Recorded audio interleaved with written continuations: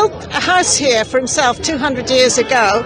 The very first house no longer exists, but the reason he built it was that he was he was based down in Dehradun. He was training what became the Brigade of Gurkhas, and of course he used to go exploring in the countryside, and he'd go up the hills, and he just loved this place. He loved the scenery, he loved the landscape, he loved the hills, the snows.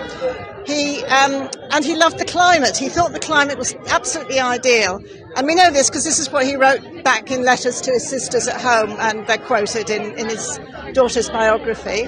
And he thought the climate was so good that for soldiers who had been injured or broke a leg or something and need to lie down and recover, they're no use until they're better, he thought it would be best for them to be up here in the cool air.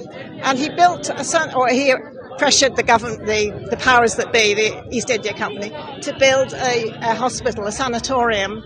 I think it's on the ridge at Landur, or was on the ridge at Landur. I think the building still exists, but of course it's not a sanatorium any longer. But there were lots of. It just was very important for people who needed to recover. Also for soldiers who had who couldn't go home, who couldn't go back to England or Ireland or wherever.